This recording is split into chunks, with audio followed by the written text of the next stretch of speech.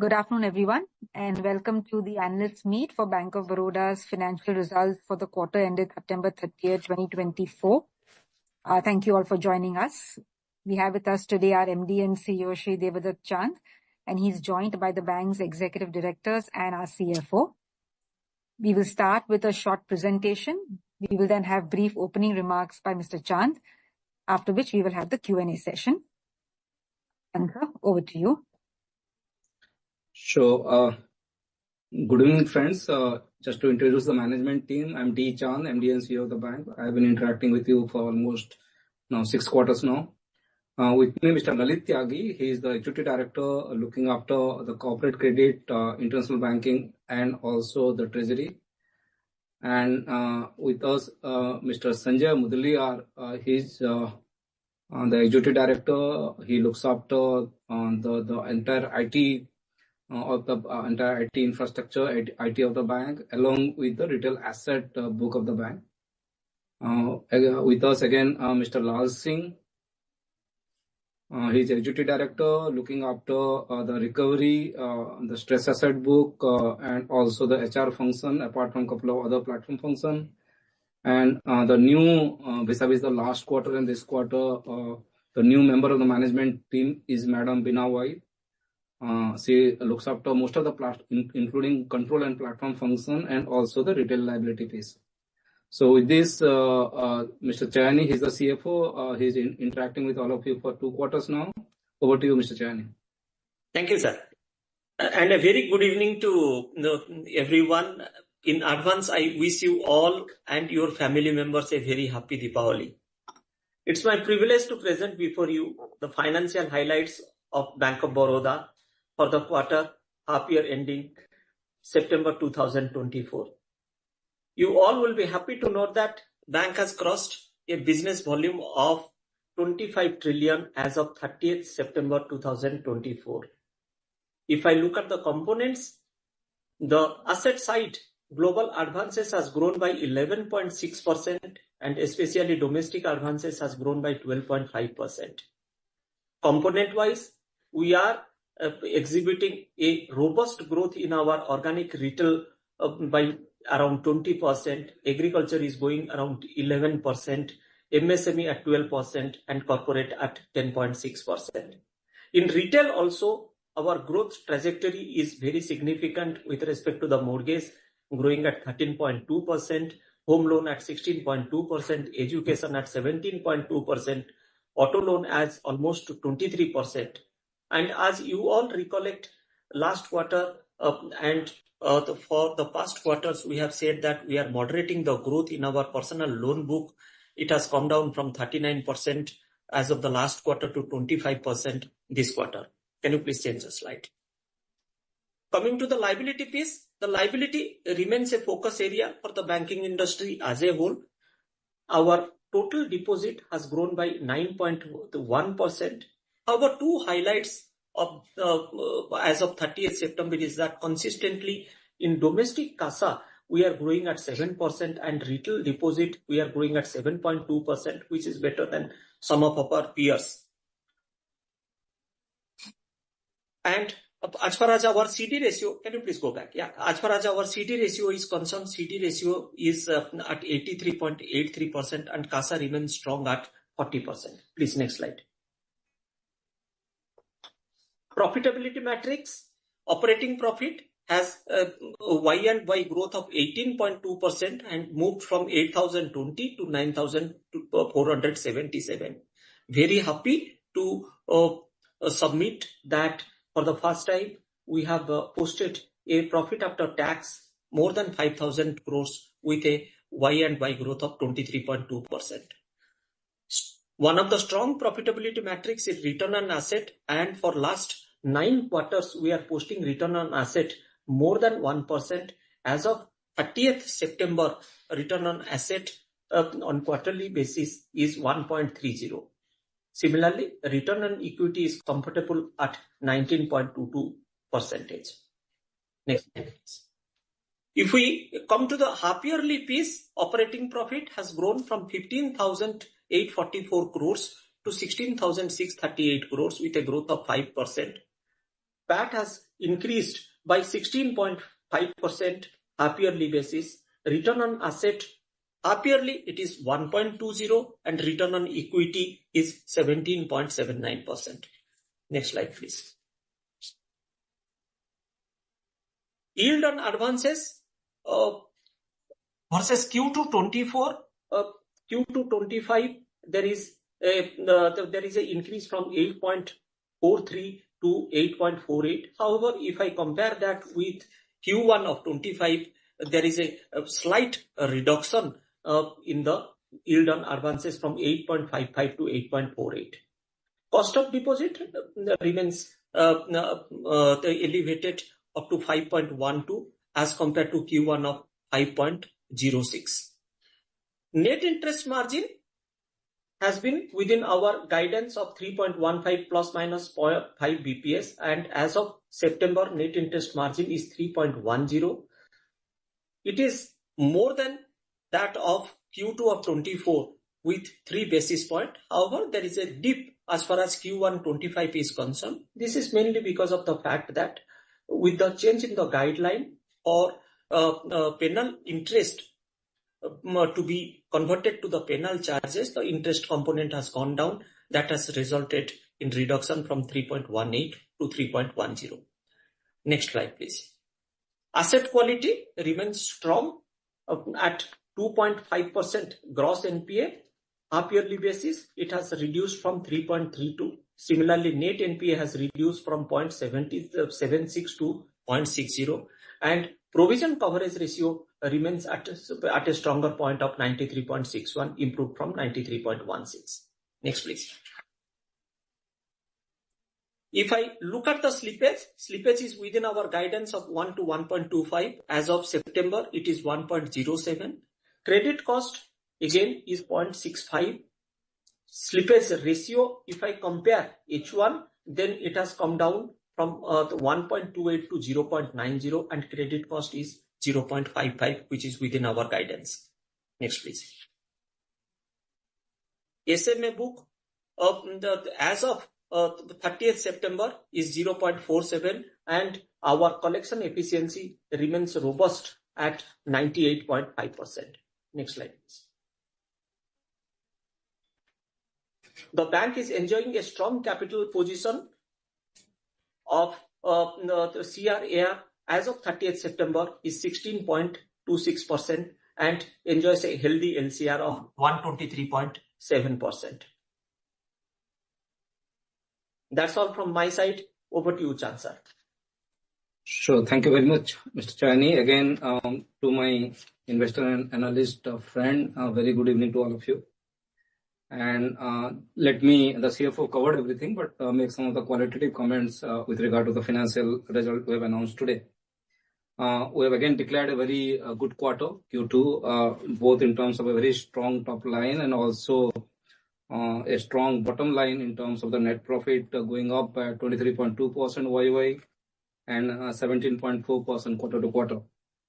The aspect which is again important on the book side is that in spite the strong growth on the asset side, we are able to achieve our margin objective, and that is what the CFO outlined before all of you. On the resource side, a couple of qualitative comments. Earlier also we said we should not grow book based on the wholesale deposit growth. Our focus was clearly on the retail CASA, the retail term deposit. And the numbers you see for this quarter, which is at 7 and 9.6% for the retail term deposit. And this is the same growth that we had achieved in Q1 also. Clearly, in terms of the peer comparison is clearly we have a very strong performance, and that is what the focus is going to be. We want to optimize on the retail space more in terms of the liability rather than growing on the bulk deposit, which again can be a price impact for me in terms of margin there. On the asset book, again, the domestic asset book, the growth is 12.5%. International is 11. The global is 11.6, because earlier also we said that the growth of international, which used to be very high earlier, we clearly want to moderate. We have seen that the international book growth is only 7.6% this quarter. And because of that, the global book is 11.6%, but the domestic book, which is a very large in terms of the overall book is still going very strong at 12.5%. The margin guidance that we had given, that is at 3.15 plus minus 5 bps. In spite of the deposit cost going up by 5 bps, 5 or 6 bps quarter to quarter, because of the management of the ALM, we are able to maintain the margin guidance. I mean, barring that impact of 5 bps, otherwise the NIM would have been higher than that we have announced 3.10, the penal interest to penal charges. Otherwise, the NIM is still very strong, and that is what one of the objective in terms of how do we balance the growth and margin. That's clearly our strategy as we move forward. The domestic margin NIM is 3.27, which is fairly very satisfactory in terms of the peer comparison also, and the kind of margin we are generating out of the book.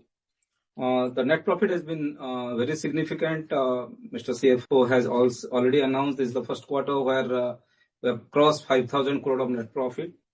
The net profit growth YOY is very high, 23%. Quarter to quarter is also quite high.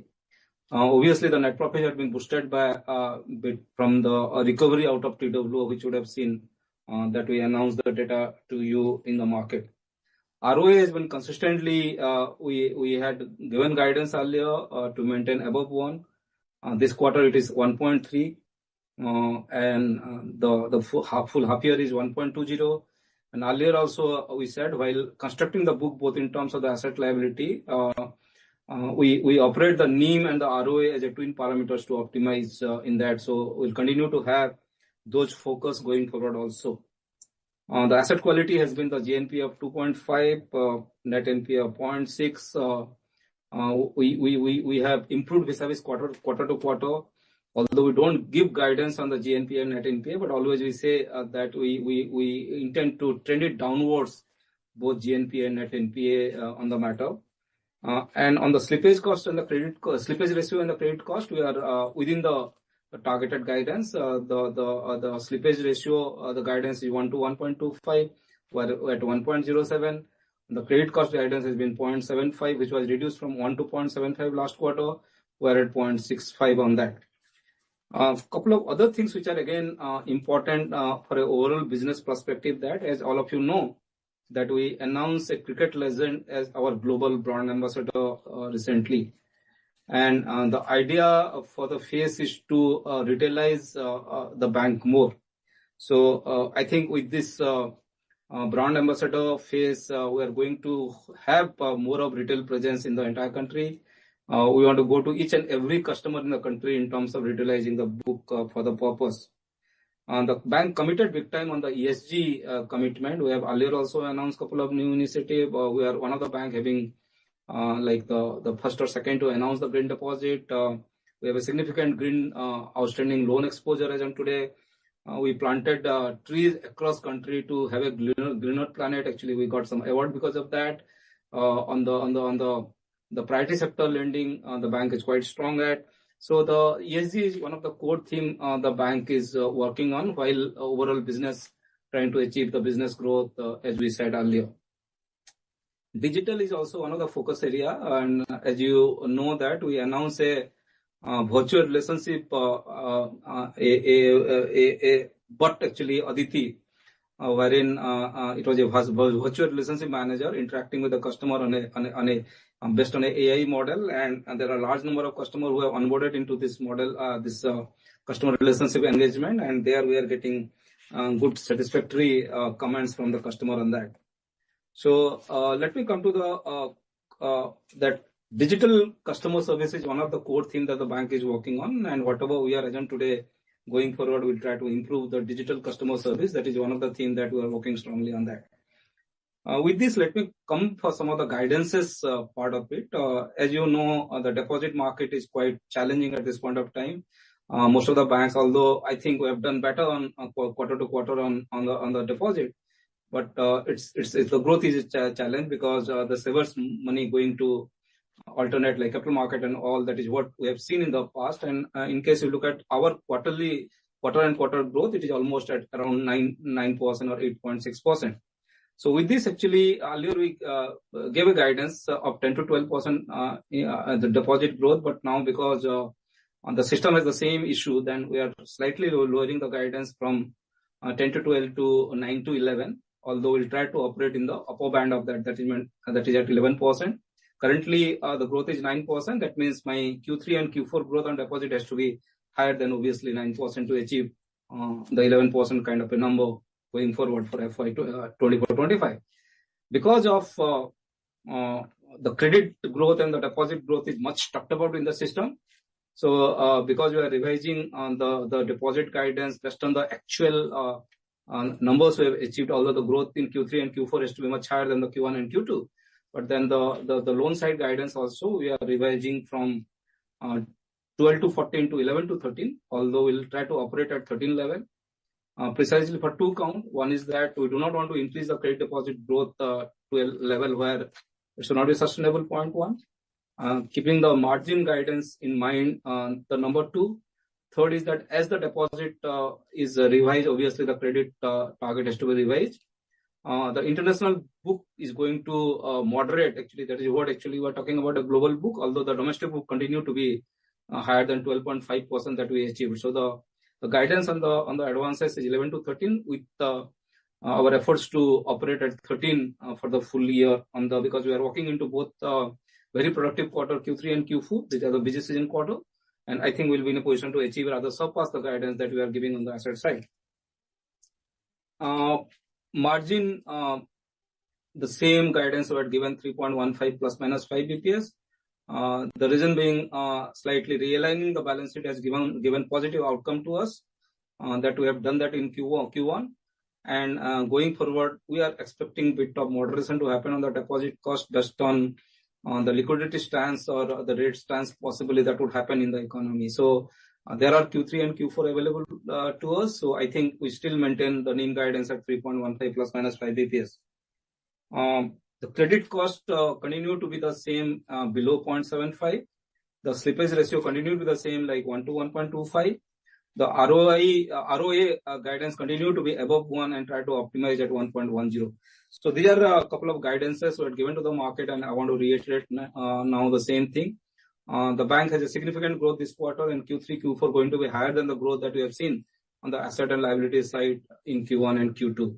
As you know that Q1 we realigned the book slightly, keeping the fine price book on the corporate side level, slightly reducing that book. The corporate growth was 1.6% in Q1.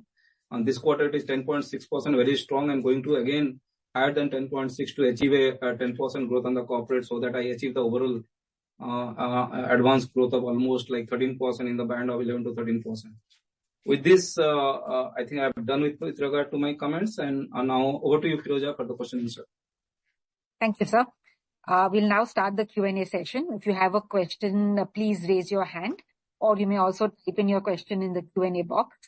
I would request you to please limit yourself to 2 questions. And if we have time, we'll come back to you if you have an additional question.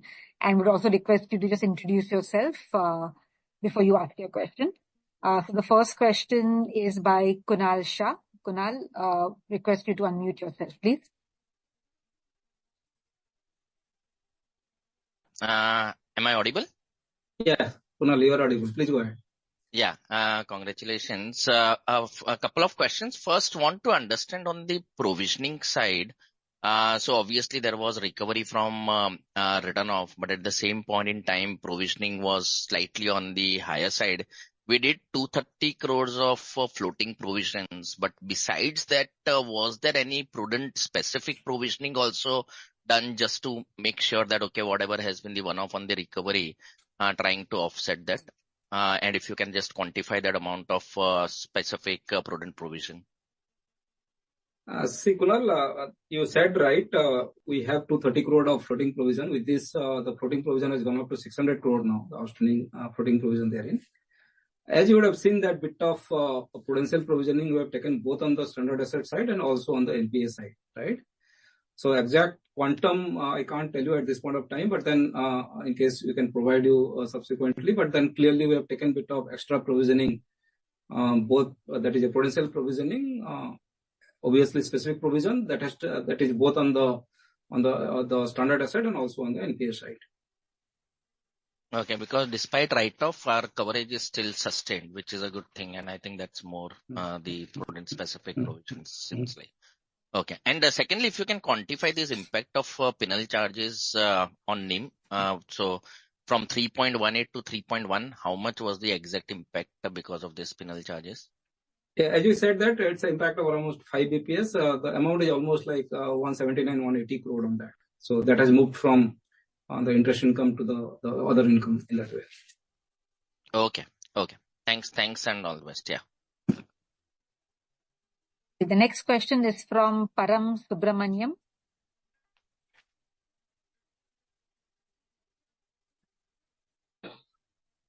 Hi, sir. Please go ahead.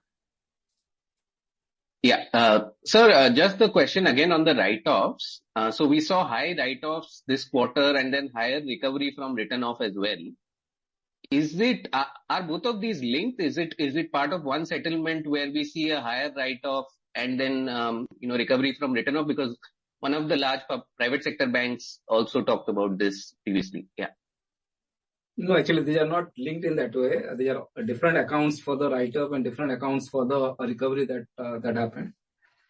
There is one large NCLD account where actually we got good amount of recovery out of that because that got resolved. Write-up is typically linked with the level that you can do on the write-up, and based on that we have done that. Actually, that's part of the normal that we have been doing for many quarters now. This quarter slightly may be elevated because it does allow me, because there was a substantial TWA recovery, allow me to have a higher write-up on that. Anything, Mr. Lal Singh, you want to add on this? So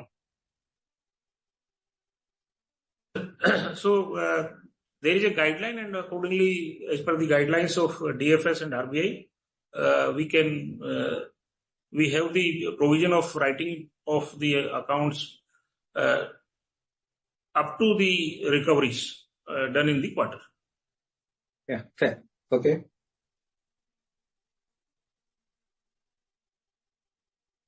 Next question is from Param is done. Next question is from Maruk.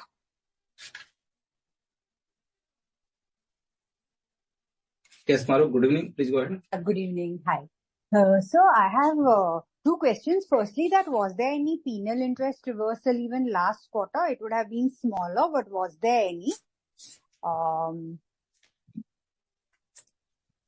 Yeah, there is a small amount. And then my other two questions, sorry, I'll slip in one more. So my other two questions are that, a lot of state banks are seeing some central government accounts, and some of them are even talking about state government accounts either slipping or becoming SME. So without naming, what would be your collective exposure to these accounts? Because your SMA has not gone up, so you may not have any significant exposure, or maybe you have and it's not part of SMA already. So if you could throw some color on any potential SMA or slippage you are likely to see from any central government accounts, at least some color on the exposure there. So that's my second question. And so my third question really is, how do you see your cost of deposits given that, a lot of competition is still happening and there are so many new festive offers now, the real impact of which will be seen in the next quarter in terms of deposits? Okay. So these were my questions. Thank you. See, Maruk, the first aspect in the penal interest in the last quarter, which got reversed into charges, that was only around 13 crore therein. So the major part in the Q2, like almost 176 crore in the Q2 only, not in Q1. The second aspect of the SMA book that you are talking about, yes, if you look at our pre-leak data, SMA 1 and 2, and there is a bit of increase therein, and there are two state PSU accounts therein. But these are purely technical delay, which typically would be, recouped into standard at the earliest, so absolutely no challenge therein. There's the state PSU accounts, a couple of, and the amount would be in the range of around 3,300, 3,400 on that. So there actually it's a more of a technical overdue, which can immediately pull back based on the past track that we have seen. So there is no slippage of any state PSU or central PSU in any manner as far as Bank of Baroda is concerned. So absolutely, we have a very good book on that. Thirdly, on the cost of deposit, as you would have seen that Q2, the cost of deposit has gone up by 6 BPS. Q1 over March was almost flat, but it has gone up. With this, actually, I believe the repricing effect of the deposit is almost over by this time. And there are two outlook as a house view we are working on. One is a case wherein there may be a bit of cost moderation that can happen maybe towards the late of Q3 or the early of Q4. Considering that the RBI changed the stance from withdrawal to neutral now, and the liquidity in the system, we have seen October is much better than September, September is much better than August. So scenario where the liquidity comes back, actually we have seen the CD rates going down substantially. Till the wholesale deposit and the retail has been kept high because the growth has not been substantial, so the festive campaign is going on. With this, I believe broadly the cost of deposit side is fairly balanced. And in any scenario, as we are keeping the same margin guidance, that means through the ALM asset liability management, I think we'll be able to maintain the margin case where cost of deposit goes up, then we have to pass on to the borrower. If it goes down, we'll pass also the benefit to the borrower. So in that scenario, for the full year, we are keeping it balanced. So I don't think much of impact coming out of the cost of deposit going forward, although the levels are elevated, no doubt about it. But then somewhere maybe late Q3 or the early Q4, we are hoping for some kind of a moderation considering better system liquidity. Okay, sir. Thank you. Thanks a lot. We'll now go to Ashok Ajmera. Sir, unmute yourself. You can ask your question.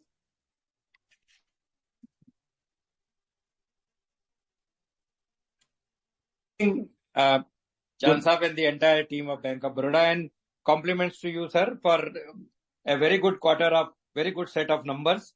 Especially, like many a time, we just plainly look at the bottom line, and the bottom line in these difficult times, when even the market is also going down for last few days, gives a very good feeling, if that is improved. Of course, a major part of it is contributed by the other income. And I think in your initial comment and giving the answer of the first question, you had said that there is some recovery from some account, and the other income has gone up to 5,081 crore this quarter as compared to 2,487 crore. So my first question is only on the, considering that the NIM and other thing is not going to change much. You are still continuing your target of 3.15. Going forward in the coming 2 quarters, what kind of bottom line we see? Like your operating profit is growing rapidly, so naturally, and the provisions should be under control if there is no chunky account. So where do you see the profitability of the bank going forward? Are we matching this quarter, improving it? So this is my just the first question, and basically your little more broader guidance on that. And my second question is on the treasury is also doing very well, sir. Treasury income, even from the, trading gains are to the range of 550 crores as compared to last quarter of 164 crores. And overall treasury profit, even on the revaluation of the investment, has also gone up. So whether that trend is going to continue in coming 2 quarters, especially when we see that the rates might come down in December review by the regulators. So on that, whether this is going to continuously help the profitability of the bank. So this is on the second thing. And third is, sir, on the deposit front and overall business growth front, many of the senior bankers, in last couple of months have been saying that a lot of money has flown to the capital markets, and because of that, there is a pressure on especially on the CASA side. But now since the market has gone down, like some of the stocks have gone down to maybe 15, 20, 25%, and maybe the appetite of the people might come back to keep the deposits in the banks. So going forward, what do you see? This pressure on deposits will continue, or it may little bit eased out? So these are the certain some questions and some of your guidance and observations, sir. So thank you, Ajmera Saab. Actually, Actually, I was looking for when you will come and I'll answer on the treasury side. Actually, that's something very good to, I believe, you and me. First, with regard to, you talked about profit guidance. Actually, normally we don't provide any profit guidance. Only guidance we provide on the ROA. So we are looking at an asset growth of almost 11-12% and keeping the ROA at 1.1. You can estimate in terms of that. Because profit actually we don't know, neither will, but always try to optimize that at any point of time. But the guidance that I can provide is on the ROA. ROA continue to be, we have achieved 1.3 this time. Yes. And full year is 1.10, although guidance is above 1, but we'll try to full year 1.10 on the ROA. So that is something I can tell at this point of time. On the treasury side, this has been a good quarter, but our trading profit is mostly by the bond, not equity. So equity maybe a couple of IPO has given some money, but then mostly on the bond side. So still with the outlook prevailing in the global, although the market has bit of discounted some of the cuts that likely to happen, but then I think the bond market would be fairly stable going forward. And even if the rate cut and all happening, then still it will be very positive because equity we don't have much of exposure in that way. So in that way, I'm not very largely influenced by what is happening on the equity market. One positive that I would say that actually last time when we interacted, the treasury gain was slightly less than many of the peers. I said that please look into a element of the AFS reserve, right? And again, I request you, or else if it is not captured in the analyst, my people would give you the data. We have added almost 1,200 or 1,300 crore of AFS reserve this quarter. Okay. And that's significant. Right. That's significant. Let's say a scenario of we're all migrating to India and the treasury impact coming into books. So we are very well prepared on that.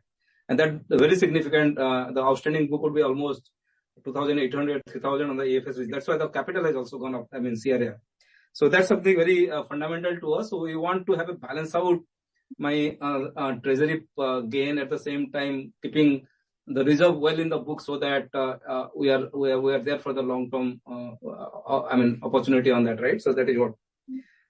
You also talked about deposit constraint. That's the issue that slightly why I reduced the deposit guidance because on the Q1 the growth was almost 8.5%. Q2 it is almost at 9.6%. I had given a guidance of 10 to 12%, which again something not happening. And all of us know the deposit constraint happening in the system because of alternate savers are also preferring capital market big time on that. So it's impacting us. So we reduced that guidance, but then at the same time, we also said earlier that we are one bank on the deposit, innovating, bundling, and trying to capture the market sentiment therein. So if you say that SIP mutual fund is the flagship, now I introduce a product called SDP, which is a recurring deposit scheme, but we are marketing well, getting good traction from many of the savers who coming to this product. This quarter itself, we raised almost 250 crore on the SDP. I think the public would appreciate well in case this picks up and some correction happening in the capital market. I think people would more come to the deposit market. So I think we will be fairly, although I've given a 9 to 11% deposit for the full year, but then I think we can operate at the top notch of 11%. That is what our, that means Q3 and Q4. I need to have a higher deposit growth and higher advance growth to achieve my revised target both on the deposit and advances. So, sir, just one question comes to my mind. Some old, I think in the aviation account, you know, that one large, you along with the central bank, I think you two are the main bankers to that. And we have been in earlier, I mean, a couple of quarters back, we were talking very, very strongly about that we have got a lot of collaterals and the losses ultimately will be very less or we'll recover the whole amount. So I just remembered that we have not talked about that in the last quarter also. And I think previous to that also. So what is the development on that account? And is there any chances of some major recovery happening or something has already happened? Or where do we stand on that account on the recovery front, sir? No, as I said earlier, the exposure, 1/3 of the exposure was that based on the guarantee cover it had, and now we have received the full amount on the guarantee. So the exposure has gone down to 2/3, right? So out of the 2/3, there are again collaterals over there. there are some primary over there and some litigation finance money also can be expected. So in that way, fairly collateralized for us to recover money to the full extent possible. Quite hopeful on that. Processes are going on because some of the process takes time. But as far as the outlook on the account is concerned, we are fairly confident that we can recover to a very large extent out of this account. 1/3 guarantee we have already received. So in terms of absolute numbers, the balance outstanding is about 800 to 1,000 crore? Or no, something around 11 to 100 crore in that. 11 to 100 crores. Okay, all right, sir. Thank you very much, sir, for giving me the time. And if time permits, I may come back again, sir. Thank you, sir. Okay, thank you. Thank you. Sir, we'll now go to Jay M. Jay, can you please unmute yourself? Hi, good evening, sir, and thanks for the opportunity. The Thanks, first Jay. is, we had said about that this year is going to be the, year of fee and float. We have done reasonably well in the corporate growth pickup in this quarter, and yet, the commission exchange brokerage has not picked up to the extent, or commensurate with the credit offtake. Any sense there, sir? No, clearly, Jay, actually, you said right. Actually, that is one area we are trying to optimize, although we could not get into the desired outcome on that precisely for two reasons. One is that on the corporate book and the commission income is getting a proportional increase therein. But on the retail side, because we are running a lot of campaigns in terms of all this, so the waivers are there on the processing fee and all those stuff. We had the monsoon campaign, and then immediately after that, the festival Utsav campaign. Both on the liability side and asset side, there are some, lower growth happening on that commission exchange on those things. A lot of market, again, on the operational side has moved to digital, so we are not getting the requisite commission out of those. Slightly on the wealth business, we restricted the business, as you know that the guidance has been to move to focus on the core business. So there is a dip in the wealth income therein, leading to a overall, the growth is, there is a growth, but the growth has not been substantial to tell us that the fee and flow really impacted the book big time. But on the corporate side, there has been good traction on that. The CMS fees and all going up significantly. Beyond the corporate, now we are targeting all this MSME account to get into the CMS. And there actually we onboarded large number of accounts. The outcome would come later. So as a action point, clearly internally as a management take also, yes, we have not optimized on the CEB. We try to optimize going forward, but couple of aspects which again has given a lower growth, we'll focus on those, and that is a action point on the management take on this. Sure, sir. Thanks for the detailed answer. Sir, on your personal loan book, which is 32,000 crore, if you can share the outstanding GNPA here, and maybe the slippages if you have on this 32,000 crore loan book. Yeah, our outstanding NPA we have shared possibly somewhere, I don't know, it is around 3.18%. My retail NPA is around 1.5%, the book as a whole. Actually there are two things actually. Personal loan, the digital personal loan is something around 11,000 crore. The remaining all is a branch underwriting where it has been there not only recently, it was there earlier. So if you talk about couple of segments, because again, a personal loan is a data-driven thing. So looking at the outcome, we immediately take action. Like on a digital small ticket, we have all completely stopped it now. On the physical sourcing, there are segments which are salaried, there are segments which are non-salaried. Actually, we have tightened the non-salaried portion. The growth actually, if you look at it, has come down from 100% to almost normalized 25% now on the personal loan. So clearly we're acting on that. The asset quality is much better. Okay, obviously the slippage would be, suppose you compare the personal loan slippage now and a year back, now would be higher than that. Let's say on a number, if I give you, let's say it was 100 crore earlier, 5-6 quarters back, the slippage, now it would be 250 crore out of the total slippage of 2,700 crore. So it's insignificant in terms of impacting anything. But that bit of elevated as compared to earlier, because the moment the book gets aging, then also the slippage do happen. So in that way, it's a small book as compared to many of the peer banks. We have taken action on that, and I think going forward, the same kind of a outlook we have for the personal loan. Right. So just to get it clear, sir, you said this 3.1% kind of a GNPA for the unsecured retail book, right? Which is 32,000 crores. Yeah, absolutely. Right. My And the overall slippage, GNPA of yeah, the retail is 1.5, 1.49 something. So it is only correct. for the unsecured personal, it's 3.18. Right. And the slippages you said is around from 100 to 100 crores. It has moved out to like 250 crores per quarter. Yeah. Sure. And And 100 crore, I'm talking about 1.5 years back when we never discussed on the issue because there never right, was an elevated concern on that, right? right. And lastly, sir, on corporate yield, right? So what is on your corporate book, right? Which is, let us say, the entire corporate book, what could be the blended yield here? And if you have the loan mix by yield also, what is the blended outstanding corporate yield? And if you have the percentage of loans for overall loans into EBLR, MCLR, fixed rate, and others.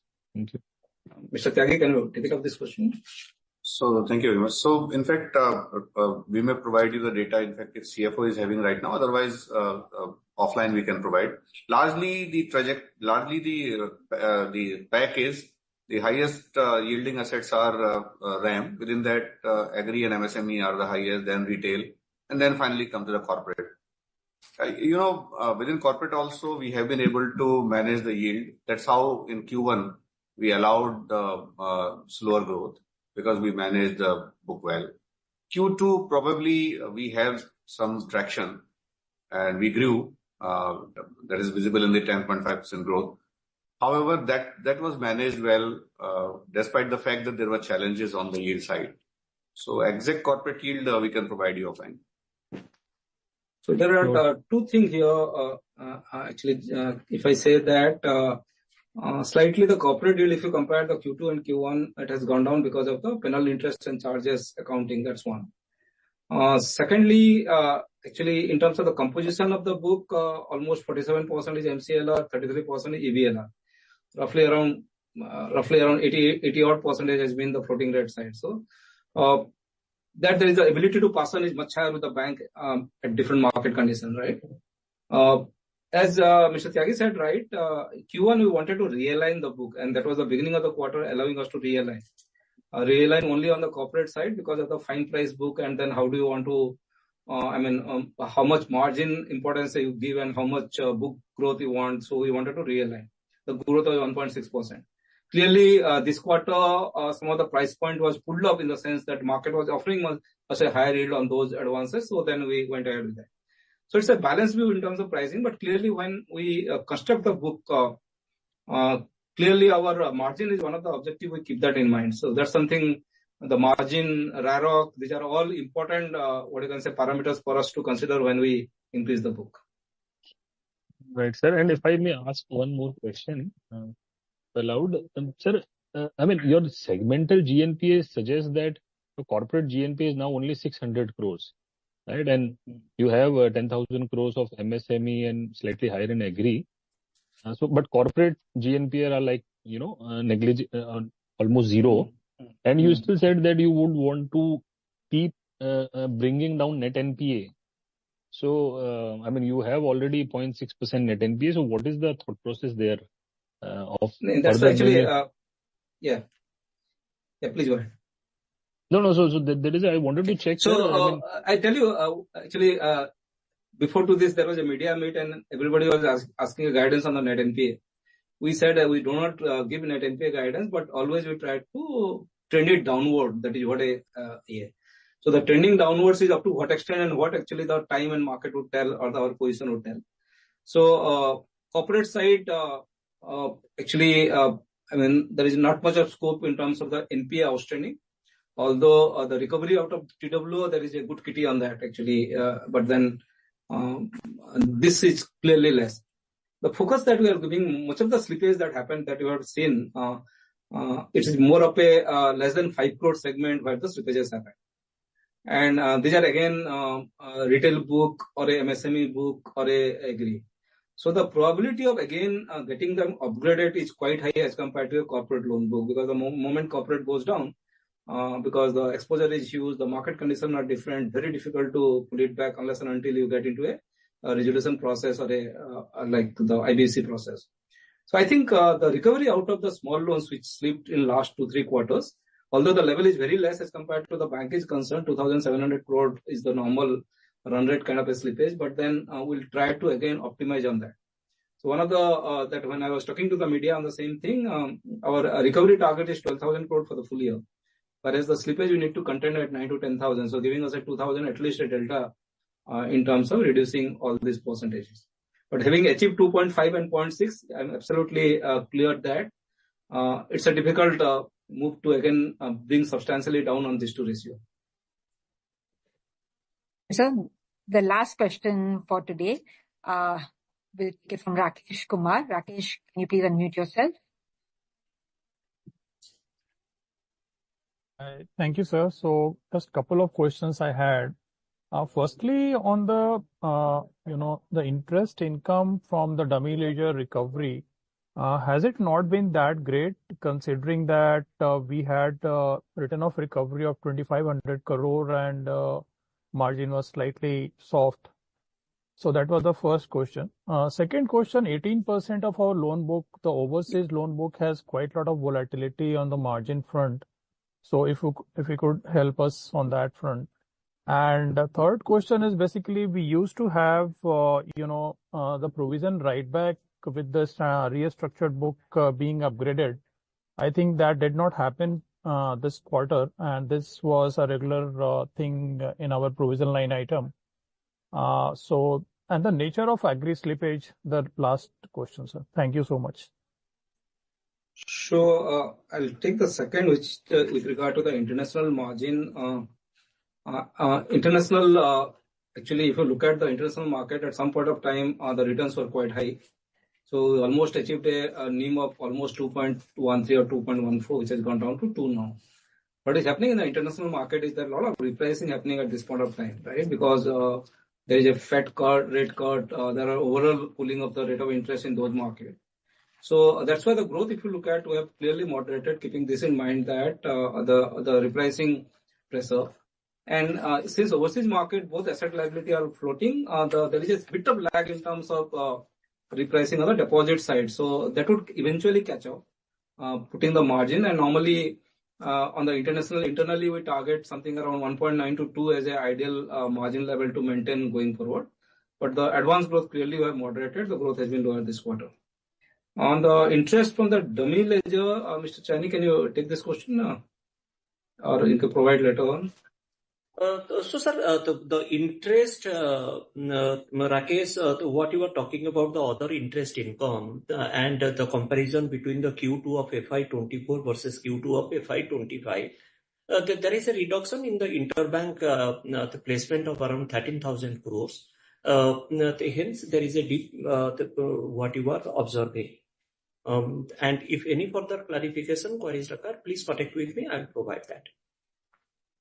He has also a third question. What is that you said? Agri slippage has been broad-based actually. That sometime seasonal also. The moment you migrate to Q3, actually this is the time where the crop harvesting and the money they get, actually the position improves significantly in Q3 and Q4 as far as agri book is concerned. But these are all small ticket, diversified across the country kind of a EA. So nothing specific with regard to that. Got it, and anything else you wanted, Rakesh? Just one question, sir. That was, the provision write back we used to do in the, standard asset provisioning. Okay. Actually, if you look at the standard asset provisioning this quarter, there is a bit of potential provisioning has happened actually. That is what actually, if you look at the outstanding, not increasing the NPA level, but there is a potential provisioning. So the standard asset provisioning has gone up. Marginally, I mean, maybe around 300 crore. That is what we see from Q2 and Q1.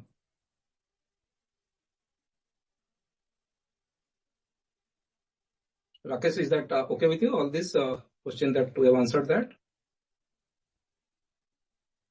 Sir, I have one question, sir. Here, Saket Kapoor here. Yes, sir.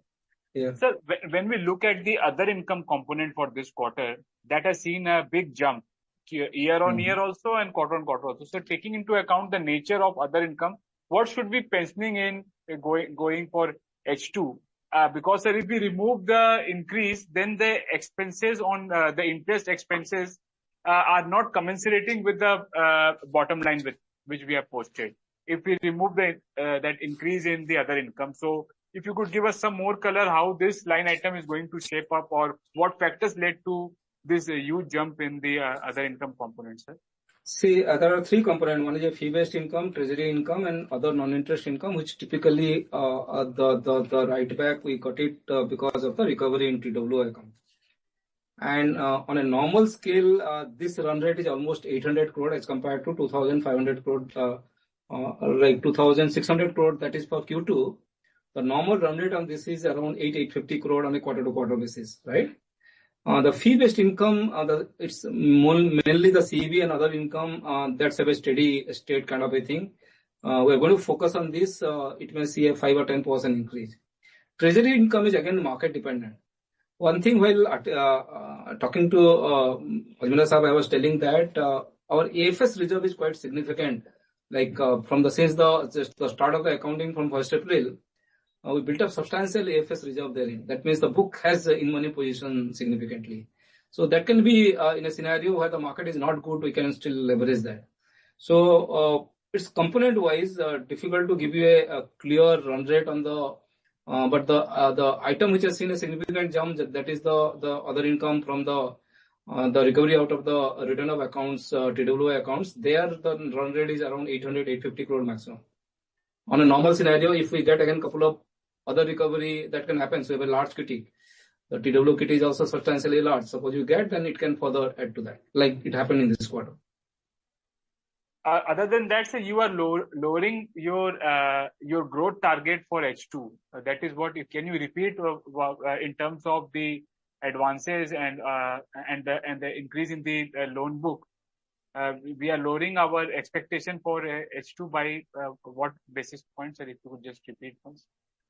Yeah, actually, I started the deposit. Actually, you would have seen the deposit growth for Q1 and Q2 has been around 9% or 9.6%, and the guidance earlier was 10 to 12%. And always debated in the market a lot the gap between the credit growth and the deposit growth, right? So we wanted to take a call at this point of time. So the 10 to 12% on the deposit we have aligned to 9 to 11%, although we try to grow at 9%. This is on a backdrop of a Q1 where we realigned the book where the growth has been much lower. So in case to achieve 11% growth in deposit, actually the Q3 and Q4 has to be much higher than the Q2 growth, right? Then only we'll achieve 11%. So very clearly, the growth in Q3 and Q4 would be much higher than the Q2. Forget about the Q1. Once because on the deposit, we have to recalibrate the advance growth forecast, and that is what actually it was 12 to 14%. We have reduced by 1 percentage point, making it more realistic from 11 to 13%. Although again, as I am saying earlier also, we'll try to operate at the upper band. That means at 13%. Current growth is 11.6% globally, 12.5% domestic. Domestic continue to be strong. That means the growth has been higher than 12.5% for Q3 and Q4. Internationally, since we are moderating, as I said, because of a couple of other reasons, the overall growth would be again at the 13%. So the 1% reduction is not a reduction per se on the growth forecast. It's something realigning or calibrating the growth outlook based on the deposit growth, which you'll appreciate that it's not for Bank of Baroda. Rather, we have done well vis-a-vis the peers. In case you have the data today, the bank has done well on the deposit front. But since there is a change, so we are expecting asset growth to realign, keeping the margin at the same level. So that's very important when I'm saying that there's a growth the margin. So one of the objectives is to clearly keep the margin into consideration, particularly on the corporate loan book size. So these are a couple of, we want to be more realistic as compared to what we can give a guidance, not lowering the growth in that way, right? Danny sir, would request you to give a vote of thanks, please. So thank you all for sparing your time and guiding us for our future prospects. Due to shortage of time, we may not have answered some of your queries or clarification. Please do connect with me or connect with my office anytime to have more clarity on any matter. And with all your good wishes, the bank is going to achieve new heights every quarter. And lastly, on behalf of our management, I wish you all and your family members a very happy Deepavali. Thank Thank you. Thank you all. Once again, thank you very much. Thank you.